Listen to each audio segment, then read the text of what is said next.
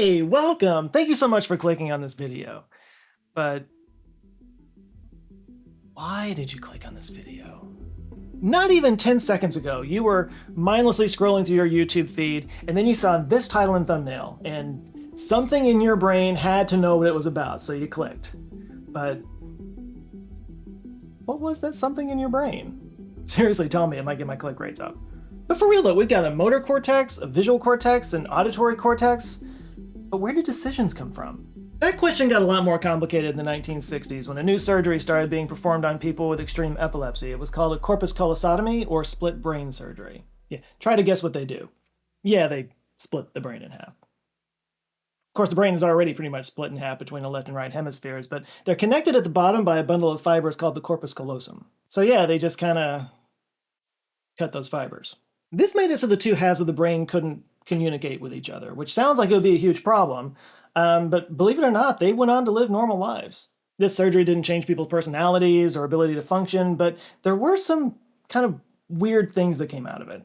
You know, things like their left hand would start drawing something and they didn't know why. It's like there was something in their right hemisphere that was trying to communicate. They were kind of like two different people in there. So if that's the case, the question becomes which one of those two entities are, you know, running things. The subject of split brain experiments has come up from time to time on this channel, but I don't think I've ever really done a full video on it. So I decided to do one because this topic is one of those things that just really caused this shift in like how I see the world, how I see other people, how I see myself. And it came from a book that I'll be sourcing quite a bit in this video, and I highly suggest you read it. It's called Who's in Charge by the neuroscientist Dr. Michael Gazzaniga. Taking copious notes, as you can see. He did pioneering work on split brain patients in the 60s and 70s. He's written several books about it, done TED Talks. I'll link it all below. But the reason this book speaks to me, if I may, I don't know, get a little personal for a second, I've kind of always had this theory that there's different gnomes in my head. Obviously, I don't think that actual garden gnomes are living inside my skull. That's crazy. But like most people, I imagine, I do have kind of different voices in my head that have thoughts that bubble up from time to time, some of which I don't even agree with. Like, call it a defense mechanism, call it a rationalization of bad ideas or whatever, but that was kind of my way of explaining why I sometimes had conflicting ideas or had trouble making a decision. Or like the negative thoughts that kind of take over sometimes. That's the negative gnome taking the wheel. Not much unlike the world that they created in the movie Inside Out, which I just saw for the first time fairly recently. And I've got to say, like the way that they structure that world inside of her head to explain how memories work and emotions work, I thought it was brilliant. Something else I liked about the movie was that the stakes were so small, but it still felt like a big thing. Like the climax of this movie is a little girl telling her parents that she's sad. And it carried more emotional weight than all these movies where like the world ending is at stake, you know? Anyway, the point is that this book and the split brain experiments that he talks about in this book seem to make the argument that my little gnome's explanation for how my thoughts work isn't too far off the mark. And that free will and consciousness is just an illusion. There's a lot to unpack here. So maybe we could start by asking the obvious question, which is, why were they cutting people's brains in half again? Yeah, it's a procedure called a corpus callosotomy, and they started doing it first back in the 1940s as kind of a last resort treatment for severe epilepsy. Here's how it works. When you have a seizure, what happens is that there's a surge of electrical signal that disrupts the normal firing of neurons across the brain. Depending on where this occurs in the brain, you'll experience different symptoms. For example, an ocular seizure might give you a flash of light. But the worst, of course, are the ones that spread over the entire brain.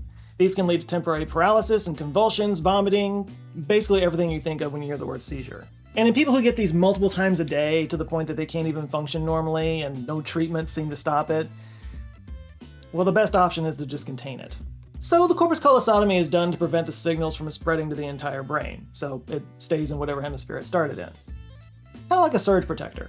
The first corpus callosotomy was done in 1936 by a neurosurgeon named Walter Dandy. Kind of an accident. He was removing a tumor on a patient's pineal gland and it required him to cut through the corpus callosum to get to it. He reported that this had no real effect on his patient, which there had been a debate for a long time about what the corpus callosum was actually for. Like, was it actually involved in processing or was it just structural, just kind of there to hold the brain together? The result of this experiment seemed to suggest the latter. Regardless, in 1940, William P. Van Wagenen decided to try a corpus callosotomy on an epilepsy patient, and he saw mixed results at first, but they were promising enough to continue experimenting with it. By the way, if this is all starting to sound kind of familiar, all of this happened about the same time as the lobotomies, which I covered fairly recently. This was basically the period of neuroscience when they started paying attention to the white matter fibers and cutting connections just to see what would happen. I should be clear though, while lobotomies were being handed out like candy, split brain surgeries were much more extreme and pretty controversial at the time, actually. This was only for people with a very specific, very debilitating condition, and even then it was only a last resort. It really wasn't until the 60s when two neuroscientists named Joseph Bogan and Philip Vogel kind of perfected the procedure, and it became thought of as an effective, safe treatment. But not without a few weird side effects. Like sometimes they had trouble getting their two hands to work together. One patient talked about how he had trouble buttoning his shirt because he'd be buttoning it up with one hand and then his other hand would go behind it and unbutton everything that he had just buttoned. And stories like this just kept coming up, like patients whose hands would just grab things for no reason or would mess with the other hand, to the point that Joseph Bogan decided probably somebody should research this. Luckily, he knew just the perfect person to do this, a neuropsychologist named Roger Sperry. Roger Sperry was born and raised in Hartford, Connecticut, and went to Oberlin College on a scholarship where he originally wanted to major in English, but he took an intro to psychology class that sparked an interest in psychology. Yeah, the story goes that apparently his professor was disabled, so Roger Sperry kind of helped him to get around and took him to various places and stuff. So he wound up kind of sitting in on conversations that this professor was having with his colleagues, talking about their research, debating different psychological theories and whatnot, and he just got sucked into it. He just found it fascinating. So he got his master's degree in psychology and later a PhD from the University of Chicago, and then he went into his career. He became more interested in neuronal specificity and brain circuitry. Basically, like how different parts of the brain work and how they're connected. He did experiments on rats and salamanders that involved kind of rewiring their nerves, like in their legs and their eyes, to see if they could adjust. Spoiler alert, they couldn't. But through all of his research, he kind of became known as an expert in how different parts of the brain work and how they talk to each other. So, of course, Bogan thought that he would be just the right guy to study split brain patients. And, of course, Sperry took him up on it because what an amazing opportunity. He did also do some experiments on animals before he went into his human research. I know none of us like to hear about animal experiments, but he did do some corpus callosotomies on some cats and tested them. Luckily, he didn't have to do the surgery on the split brain patients because, well, that had already been done. So Sperry found a group of Bogan's patients that were willing to volunteer for his tests, which focus on vision, language, and motor skills. This would involve showing words or images to the left or right visual fields to see how the different hemispheres handled it. This requires some explanation. As you may already know, the hemispheres are what they call contralateral, meaning the left hemisphere controls the right side of the body and the right hemisphere controls the left side of the body, also known by its technical term crisscross applesauce. But your eyes are a little bit weirder. It's not quite as simple as just each eye goes to the opposite hemisphere. They go to both hemispheres at the same time. What happens is the two optic nerves converge at a spot known as the optic chiasm, and there they split apart, with one split carrying the left visual field and the other one carrying the right visual field. And then the left visual field from both eyes gets sent to the right hemisphere, and the right visual field from both eyes gets sent to the left hemisphere. So it's still contralateral, but with extra steps. So if you're staring at my face right now, Zoe is in your right visual field.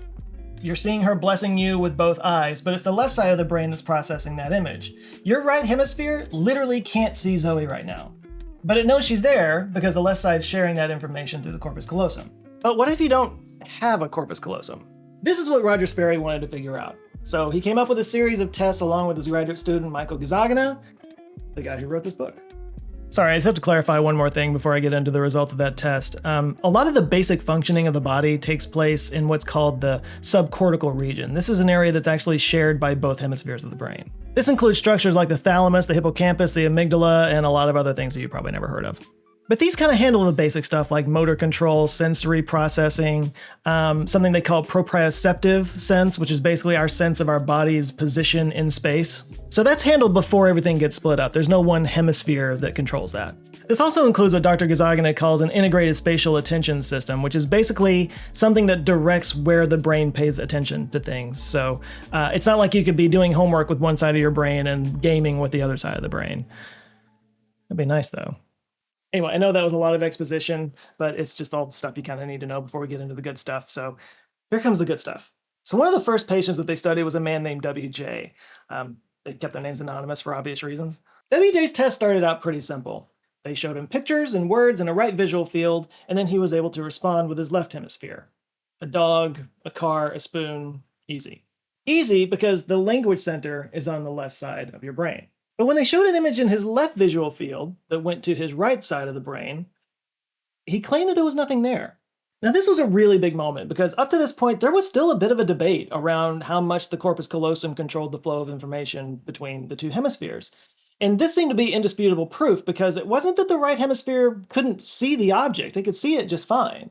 It's that the language center of the brain is in the left hemisphere. So it literally didn't have the words to describe it. So based off of this, they tried a new experiment, this time with a basic flashing light.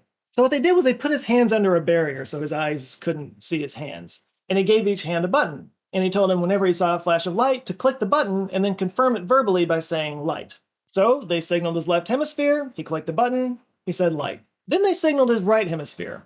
He clicked the button and then said, hey, why did I click that button? He didn't see the light, but the right hemisphere did.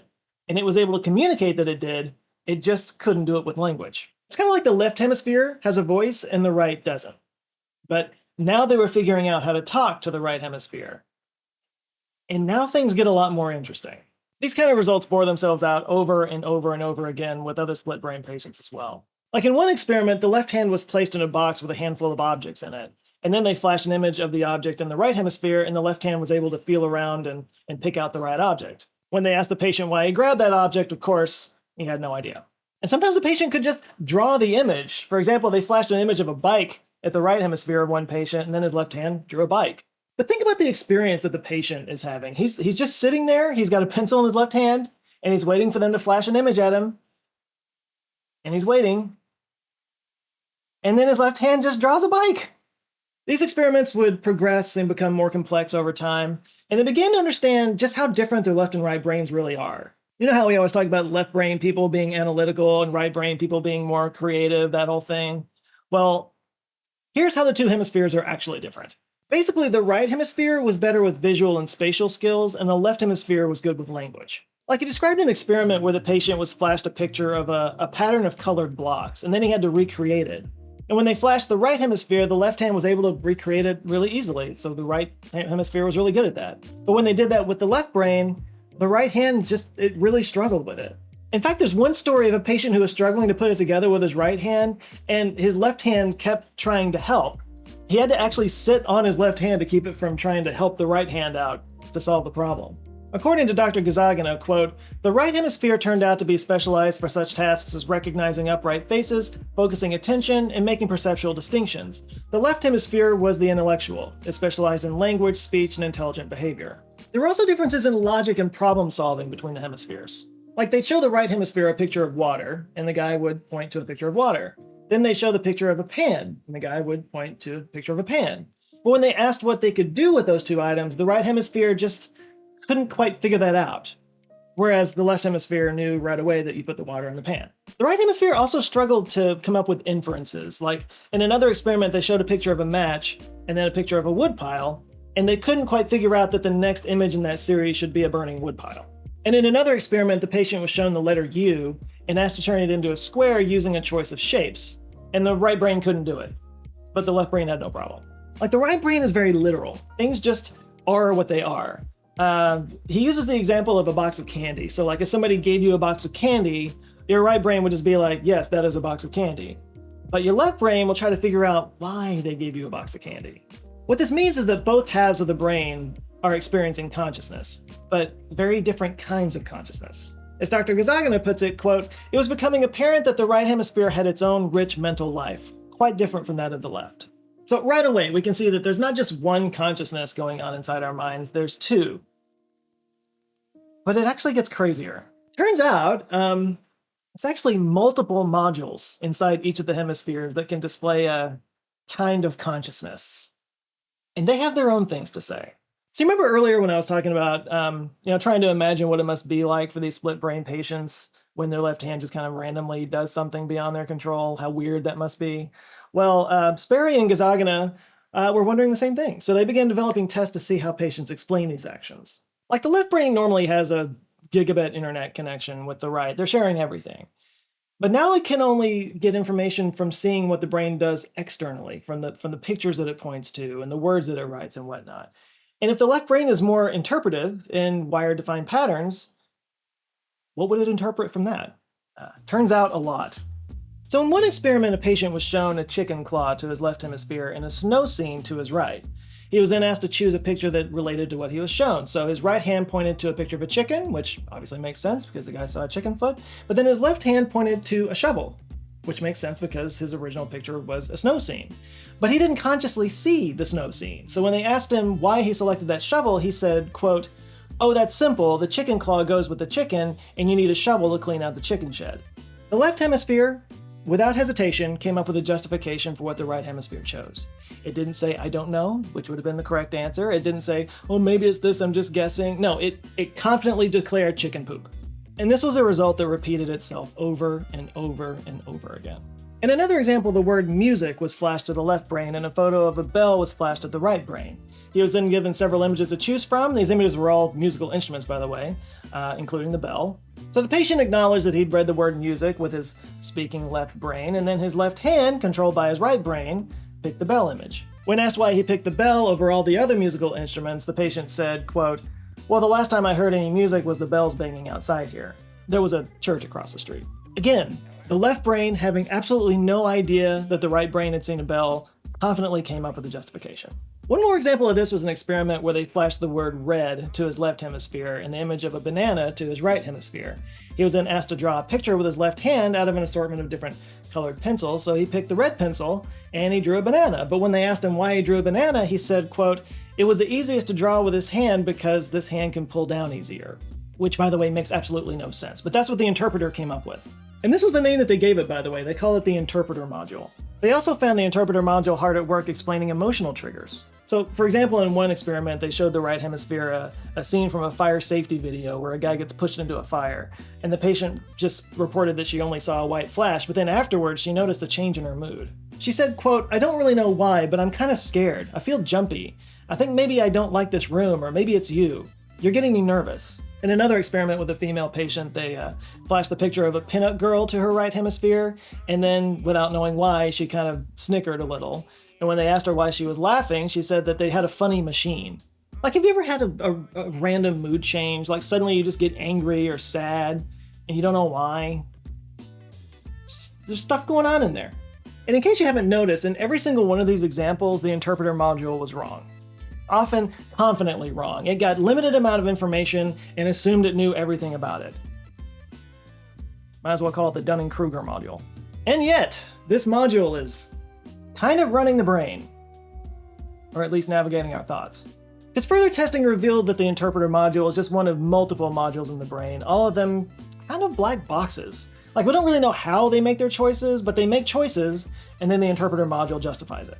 Like, for example, fMRI tests showed that different areas of the brain would light up before a conscious decision was made to, say, take an action or to say something. That was a decision being made before the decision was made. This is basically how we live our lives, just walking around justifying the decisions and thoughts that pop into our heads from various random semi-conscious modules in our skull. This fact has been such a revelation for me because I don't really think of my thoughts and my actions as me doing it anymore. You know, I mean, yes, it's me.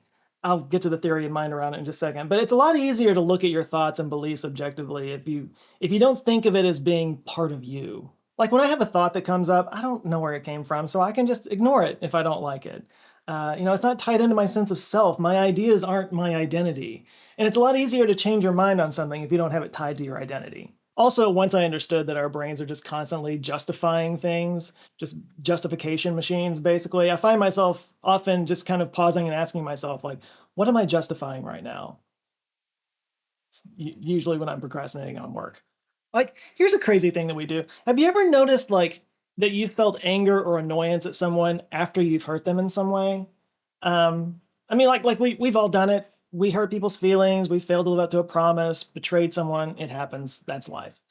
But there's a psychological phenomenon that happens where, like, we know we hurt someone and we feel bad about it, but then that justification module kicks in and just sees that, you feel bad and it has something to do with that guy. Well, that guy must have done something wrong. And then you wind up feeling resentment toward the person that you hurt.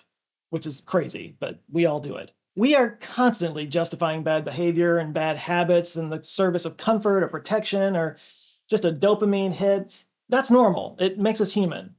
But the awareness of it can kind of change your life. But the other mind-blowing part of it gets into questions of free will. Like, what is actually controlling our decisions? There are some that make the argument that this disproves free will, that our decisions are made by patterns of neurons firing in a predetermined manner, that we're not even consciously aware of our decisions at all. These guys call themselves determinists. Taken to an extreme, one might make the argument that nobody can be held accountable for their actions at all because they weren't the ones that made the decision to take that action. Yeah, seriously, try that in a court of law. It doesn't work. And this obviously can also be used by people who justify bad behavior because, well, I'm not the one who chose to do it. Obviously, this is a bit of a philosophical slippery slope. Like, how do you have justice and accountability in the world if there's no free will? But also, how can you have free will when your decisions aren't your own? To find an answer to this, we have to go a little bit deeper into the nature of consciousness itself. It's time to talk about emergence theory. In Dr. Gazzaniga's book, he talks about the quantum world and how it operates on vastly different rules from the macro world. We talked about it here on this channel a million times. But these atoms and subatomic particles that just don't play at all in the Newtonian or even Einsteinian rules that we experience, they mostly exist in probability states, actually. They manage to come together and combine to make physical matter. The air you're breathing, the chair you're sitting on, the building around you, even yourself. This is emergence theory, the idea that objects in one system can combine to create something entirely different in another system. And Gazzaniga talks about two forms of emergence, strong and weak emergence. He explains, quote, "There are two schools of thought on emergence. In weak emergence, the two properties arise as a result of interactions at an elemental level, and the emergent property is reducible to its individual components. That is, you can figure out the steps from one level to the next, which would be the deterministic view. Whereas in strong emergence, the new property is irreducible. It's more than the sum of its parts, and because of the amplification of random events, the laws cannot be predicted by an underlying fundamental theory or form an understanding of the laws of another level of organization." An example that's always used of emergence is how millions of individual ants with very basic programming can come together and build giant ant colonies that are basically superorganisms with organization and structures that would be impossible for any one ant to conceptualize. One could draw the same conclusion about people, like forming cities or people forming the internet. But our brains work the same way. Actually, we have a few different levels of emergence. We have the atoms combining together to make the organic molecules that comprise the neurons. You have the neurons firing in patterns that create this, subconscious module that's going on in your head. And then you have the multiple modules coordinating to create our lived experience of consciousness. Actually, it's kind of funny. I've talked about octopuses in the past on here and how they have this seemingly alien form of intelligence where they essentially have 9 brains because each arm has a little mini brain controlling it with an executive brain that sort of manages all of it.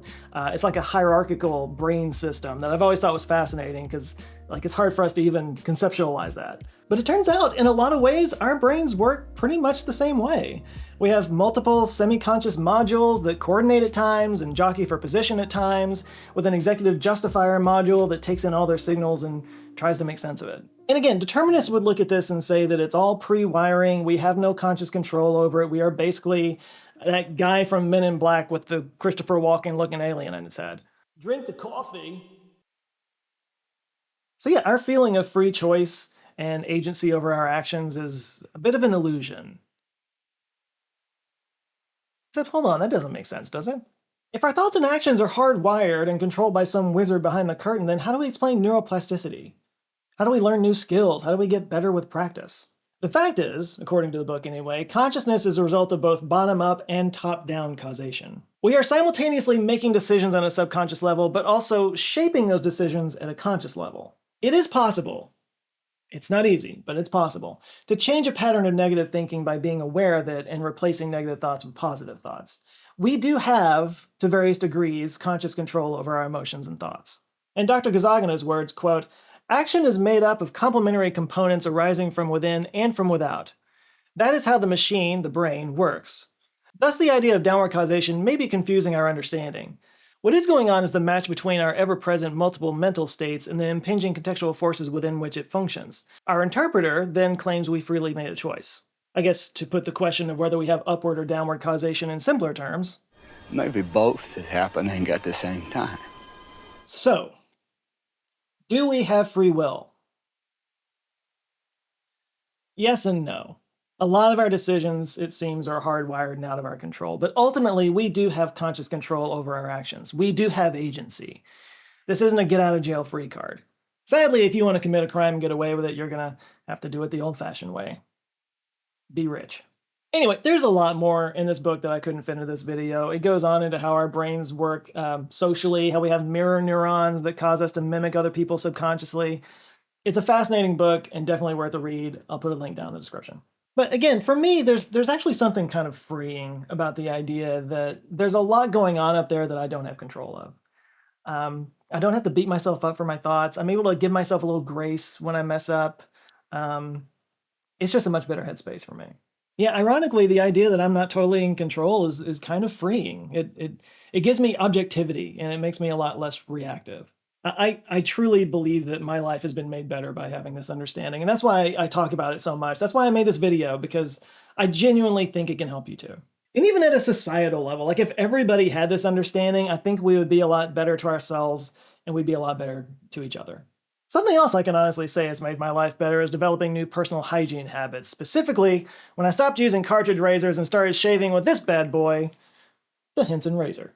So here's the deal. If you were born after 1970, chances are you never actually used this kind of razor. You probably used one of these cartridge razors. And that's because right around that time, shaving companies started scamming us. That's right, I said scam. They realized that the real money is in the blades, so if they sold you a handle for next to nothing, they could jack up the prices of the blades by claiming they're special magical devices that can shave your face better than the other guy's blades. So they started adding more and more gimmicks to the cartridges. It started with 2 and then 3 blades. I think we're up to 5 or 6 blades now, with a lubricating strip and a bristle brush and Bluetooth connection and GPS navigation. I'm exaggerating, but you get the point. They keep hyping up these new innovations, which are really just reasons to raise the price even further. Cartridge blades are like $2 to $4 now. And the best part is, they don't even work very well, because the blades are just kind of loose and flexible, which means they kind of bounce and skip across the surface of your skin, producing what professionals call chatter, but what you and I might call, ugh! This leads to skin irritation and razor burn, which we've all just kind of learned to accept at this point. Here's how Henson fixes that. They use a basic 2-sided blades that only cost 10 cents each, but they support them all the way across at a depth of just 27 microns. That's 0.0016 inches, thinner than a human hair. This constant support all the way across the blade prevents it from skipping and bouncing on your skin, and the perfect 30-degree angle gives it the optimum contact with the skin to get the closest shave. Yeah, the precision of the engineering on this thing is kind of absurd. They're actually made in a machine shop that produces aerospace parts, so they're designed to be insanely accurate. Seriously, the guys who make this razor have machined parts for the Mars Perseverance rover. They made stuff that's on Mars right now. The best part is the blades are cheap. They're totally recyclable, so you won't be dumping a bunch of plastic waste in your landfill. Even the razor itself is aluminum, so if for some reason you decide you don't want it anymore, even that can be recycled. Cost-wise, they've flipped the entire razor model on its head. So instead of making a cheap basic handle and then charging you out the wazoo for, the rest of your life, you pay a little upfront for the razor, and then the blades are super cheap after that, literally 10 cents each. You make back the money you spend on the handle in like 6 months. And after that, you're literally saving money forever. In fact, if you go to hensonshaving.com, throw a 100-pack of blades on your order, then enter the code SHAVINGWITHJOE at checkout, you'll get those blades for free. 100 blades, totally free. And you can get like 5 to 7 shaves out of each blade, so yeah, just do the math on how long those blades will last you. Seriously, I've been using Henson for a couple of years now, and I'm maybe a quarter of the way through the box that's in my bathroom right now.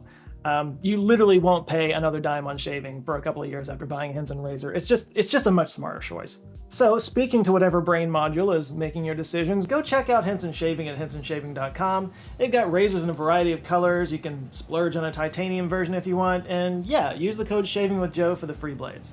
Henson has been an amazing sponsor and they make an amazing product. So thanks to Henson and thanks to you guys for checking them out. All right, that's it for today. Hope you guys enjoyed it. Thanks so much for watching. If this is your first time here, maybe check out this video. It'll be on another psychological topic because you clicked on this video for a reason. Brain stuff. Also, if you look on the sidebar, if you're on your browser, there's probably some other thumbnails down there that have my face on them. Go check them out. And if you enjoy them, I do invite you to subscribe. I come back with videos every Monday. And that's it for today. Thank you guys so much for watching. You go out there now, have an eye-opening rest of the week. Stay safe, and I'll see you next Monday. Love you guys. Take care.